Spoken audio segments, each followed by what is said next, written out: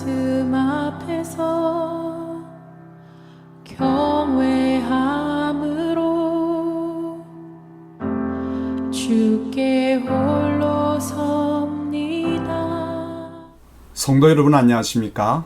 10월 22일 토요일 묵상과 기도의 시간을 시작하겠습니다.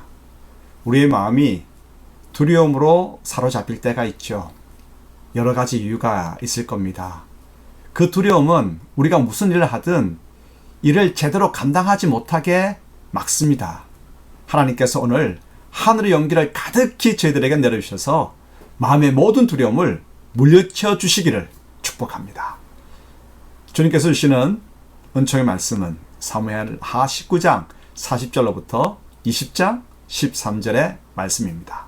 왕이 길갈로 건너오고 김함도 함께 건너오니 온 유다 백성과 이스라엘 백성의 절반이나 왕과 함께 건너니라. 온 이스라엘 사람이 왕께 나와 왕께 아뢰되 우리 형제 유다 사람들이 어찌 왕을 도둑하여 왕과 왕의 집안과 왕을 따르는 모든 사람을 인도하여 요단을 건너가게 하였나이까? 모든 유다 사람이 이스라엘 사람에게 대답하되 왕은 우리의 정치인 까닭이라. 너희가 어찌 이 일에 대하여 분내느냐? 우리가 왕의 것을 조금이라도 얻어먹었느냐? 왕께서 우리에게 선물로 주신 것이 있느냐? 이스라엘 사람이 유다 사람에게 대답하여 이르되 우리는 왕에 대하여 열몫을 가졌으니 다윗에게 대하여 너희보다 더욱 관계가 있거늘 너희가 어찌 우리를 멸시하여 우리 왕을 모셔오는 일에 먼저 우리와 의논하지 아니하였느냐? 하나 유다 사람의 말이 이스라엘 사람의 말보다 더 강경하였더라. 마침 거기에 불량배 하나가 있으니 그의 이름은 세바인데 베냐민 사람 비그리의 아들이었더라. 그가 나팔을 불며 이르되 우리는 다윗과 나눌 분깃이 없으며 이새의 아들에게서 받을 유산이 우리에게 없도다. 이스라엘아, 각각 장막으로 돌아가라. 이에 온 이스라엘 사람들이 다윗 따르기를 그치고 올라가 비그리의 아들 세바를 따르나 유다 사람들은 그들의 왕과 합하여 요단에서 예루살렘까지 따르니라. 다윗이 예루살렘 본궁에 이르러 전에 머물러 왕궁을 지키게 한 후궁 10명을 잡아 별실에 가두고 먹을 것만 주고 그들에게 관계하지 아니하니 그들이 죽는 날까지 갇혀서 생과부로 지내니라. 왕이 아마사에게 이르되 너는 나를 위하여 3일 내로 유다 사람을 큰 소리로 불러 모으고 너도 여기 있으라. 아마사가 유다 사람을 모으러 가더니 왕이 정한 기일에 지체된지라. 다윗이 이에 아비새에게 이르되 이제 비그리의 아들 세바가 압살롬보다 우리를 더 헤아리니 너는 내 주의 부하들을 데리고 그의 뒤를 쫓아가라.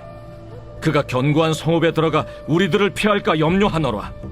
요압을 따르는 자들과 그렛 사람들과 블렛 사람들과 모든 용사들이 다 아비새를 따라 비그리의 아들 세바를 뒤쫓으려고 예루살렘에서 나와 기브온 큰 바위 곁에 이르매 아마사가 맞으러 오니 그때 요압이 군복을 입고 띠를 띠고 칼집에 꽂은 칼을 허리에 맸는데 그가 나아갈 때 칼이 빠져 떨어졌더라. 요압이 아마사에게 이르되 내 형은 평안하냐?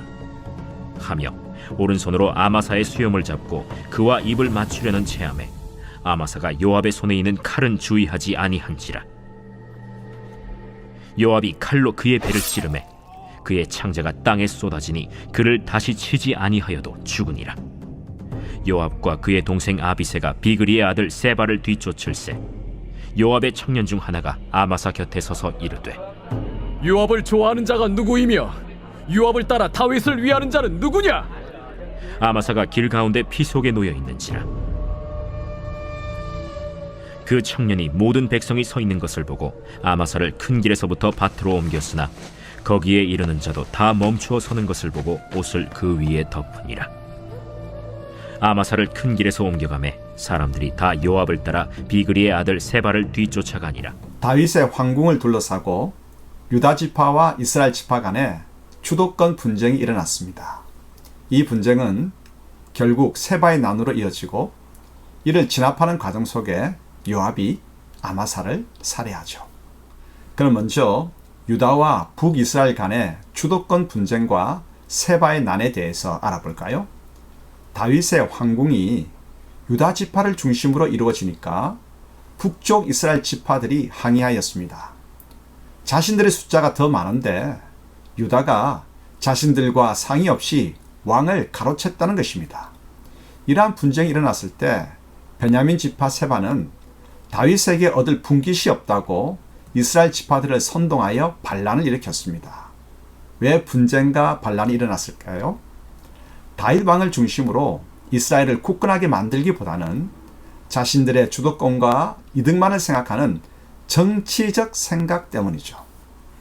돌아올 이익이 없다고 너무 쉽게 배신하고 연합을 깨뜨리는 행위는 참으로 안타깝습니다. 혹 우리도 공동체 속에서 나의 주도권과 지위가 주어지지 않는다는 이유로 겉으로는 그럴싸한 다른 까닭을 말하지만 원망하고 건의를 거스르고 연합을 깨뜨리지는 않습니까? 돌아보도록 하십시다. 두 번째로 요압에게 살해된 아마사에 대해서 알아볼까요? 다윗이 아마사에게 유다의 군사를 모아서 세바의 반란을 진압하라고 명을 내립니다. 하지만 아마사는 이 명령에 최선을 다하지 않습니다. 일이 지체되자 다윗은 아비새에게 지휘권을 주어 세바의 반란을 진압할 것을 명령하죠. 아비새가 군대를 이끌고 기브온에 이르자 그때야 아마사가 맞으러 왔습니다. 요압은 아마사에게 인사하는 척하고는 숨긴 칼로 아마사를 살해하였죠. 여기서 우리는 충성하지 않으면 뺏긴다는 교훈을 얻습니다. 다윗은 반역한 압살롬 군대의 사령관이었던 아마사를 받아주었죠. 얼마나 감사한 일입니까? 또한 세바의 난이 일어나자 군 사령관의 지위를 주어 충성할 기회도 주었습니다. 그렇다면 아마사는 최선을 다했습니다. 하지만 그는 진압할 군대를 모으는 일에 힘쓰지 않았습니다. 일이 지체되자 다윗은 아마사 대신 아비새를 군대의 지휘관으로 선정하였죠. 아마사는 군 지휘권을 뺏기고 말았습니다. 지휘권뿐만 아니었습니다. 요압은 자신과 경제 상대인 아마사를 지휘권이 없을 때 살해하였습니다. 충성하지 않는 아마사는 결국 목숨까지도 권력욕에 사로잡힌 무자비한 요압에 의해 빼앗기고 말았죠. 은혜를 잊고 감사와 충성으로 응답할 기회가 주어졌다면 최선을 다해야 합니다. 그런데 충성 대신 시간만 보내게 되면 기회도 지휘권도 심지어 생명까지도 빼앗기는 불행이 찾아옵니다. 잊지 마십시다. 은총을 잊고 갚을 기회가 주어졌다면 최선을 다하도록 하십시다. 하나님 아버지, 저희는 입으로는 하나님 나라를 외치지만 머리로는 주도권과 이득만을 계산합니다. 그래서 분열하고 다툽니다. 이러한 저희를 용서하여 주시고 오직 하나님 나라를 위한 이름 없는 도가 되게 하옵소서. 주님을 반역했던 저희가 주님의 일에 부름받게 될 때 주어진 지위와 능력을 가지고 충성하게 하옵소서. 게으르게 시간을 허비하여 받은 모든 것들을 빼앗기는 참으로 안타까운 인생이 되지 않도록 저희를 선하게 이끌어 주옵소서. 예수님의 이름으로 기도합니다. 아멘. 말씀